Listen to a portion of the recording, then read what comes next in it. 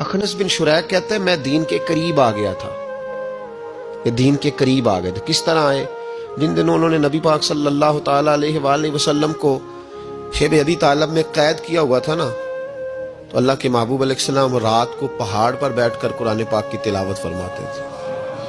کوئی اچھا قاری قرآن پڑھے تو دل کرتا ہے سننے، دل کرتا ہے یار تھوڑا سا نا اور پڑھ۔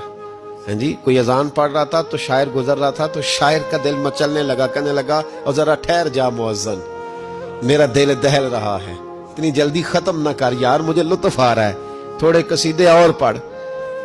تو کوئی اچھا قاری قرآن پاک پڑھے نا، اچھا قاری، تو بندہ مست ہو جاتا ہے۔ تو مجھے بتاؤ جب یاسین والے رسول خود یاسین کی تلاوت کرے، جب مدثر والے محبوب کی زبان سے خود مدثر کے جملے نکلے، اور جب مزمل والے محبوب خود مزمل کا ذکر کرے، پھول جڑتے ہوں گے، کلیاں مہکتی ہوں گی، زمانہ سارا مہک و ٹھنڈک سے بھر جاتا۔ نبی پاک صلی اللہ علیہ وسلم پہاڑ پہ بیٹھ کے پڑھتے تھے رات کو، تو وہاں نا ابو سفیان بھی آ گئے سنتے سنتے، کیونکہ انہوں نے پابندی لگائی ہوئی تھی کہ کوئی بھی بندہ وہاں نہ جائے، سوشل بائیکاٹ معاذ اللہ کیا ہوا تھا، کوئی نہ ادھر جائے، تو سنتے سنتے ابو سفیان آ گئے۔ کہتے ہیں حضور قرآن پاک پڑھ رہے تھے تو مجھے لطف بڑا آیا سننے کا، تو وہاں ایک قریب جھاڑی تھی تو ابو سفیان جھاڑی میں بیٹھ گئے۔ ساری رات نبی پاک نے قرآن پاک پڑھا اور ساری رات انہوں نے سنا۔ ہمیں اتنا ذائقہ بات سن کے بھی تو آنا چاہیے نا۔ کہتے ہیں اب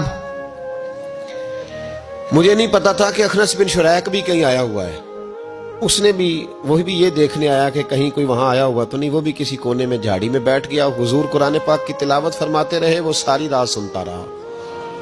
ادھر سے کہیں ابو جال بھی آ گیا، پتھر دل تھا، پر میرے مصطفیٰ قرآن پڑھتے تھے تو کان اس کے بھی کھڑے ہو جایا کرتے تھے۔ ساری رات تلاوت سنتے رہے، تینوں پکے کافر جھاڑیوں میں بیٹھ کر تلاوت سنتے رہے۔ صبح جب جانے لگے تو ملاقات ہو گئی۔ تو کدھر آیا تھا؟ اس نے کہا پہلے تو بتا تو کدھر آیا تھا؟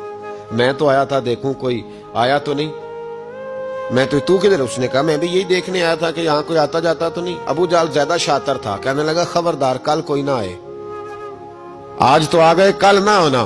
اللہ اکبر! لیکن جہاں دل لگا ہوتا ہے نا وہاں دل کھینچا چلا جاتا ہے، دل جہاں لگ جاتا ہے نا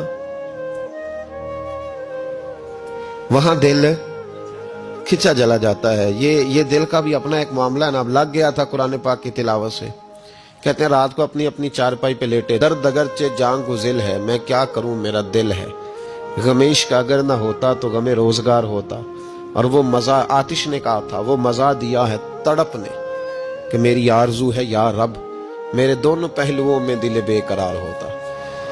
کہتے ہیں کہ اگلی شام پھر آئی، وہی کیفیت، وہی انداز، وہی شوق، چارپائی پہ لیٹے پر کانوں میں وہ آواز رس گھولے، لیٹا نہ گیا، اٹھے پہنچے، لیکن آج جگہ بدل کے بیٹھ گئے تینوں۔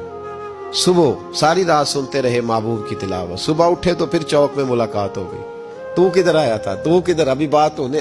ابو جال ذرا زیادہ شاطر تھا، کہنے لگا میں تو تم دونوں کا خیال کرنے آیا تھا، کہیں تم دونوں تو نہیں آئے، یہ دیکھنے کے لیے آیا تھا۔ اللہ اکبر! 3 دن مسلسل آتے رہے اور میرے مصطفیٰ کریم کا ساری رات قرآن پاک سنتے رہے۔ اب اخنس بن شریک کہتے ہیں کہ میں پورا قریب آ گیا، میرا دل کہتا تھا کہ یہ سچے ہیں۔ کہتے ہیں میں نے تیسرے دن مشورہ کیا، میں نے کہا یار پتہ تجھے بھی ہے مجھے بھی ہے کہ نہیں آنا، پر ان کی آواز ایسی ہے، وہاں لذت ایسی ہے، نہیں نہ رہا گیا تجھ سے بھی۔ مان کیوں نہیں جاتا کہ ساری باتیں اپنی جگہ پر ان کی بات کانوں سے ہو کے دل میں اترتی چلی جاتی ہے، مانتا کیوں نہیں؟ اخنس بن شریک کہتے میں پورا قریب آ گیا، پر ابو جال نے مجھے پھر گمراہ کیا۔ کہنے لگا یار یہیں رہے ہیں، بچپن بھی یہیں گزارا ہے، معاذ اللہ 2 ہاتھ ہیں 2 آنکھیں ہیں، سارا کچھ وہی ہے، کان پٹیاں سفید ہوئی ہیں تو کہتے میں اللہ کا نبی ہوں معاذ اللہ۔ اس نے وسوسہ اندوزی کی تو کہتے میں پھر بیک ہو گیا۔ آپ کیوں نہیں اس شخص کو جانتے جو وسوسہ اندوزی کرتا ہے؟ آپ اس جگہ کیسے چلے گئے جہاں وسوسہ اندوزی ہوتی ہے؟ یاد رکھیں اس جگہ جائیں جہاں جانے سے دل صاف ہوتا ہے، جہاں جانے سے دل کا زنگ اترتا ہے، آپ کے وسوسے دور ہوں گے۔ وہاں جائیں جہاں ایمان کی، یقین کی، تیقن کی دولت بڑھتی ہے۔ کیوں وہاں جاتے ہو جو بیک کر دیتا ہے؟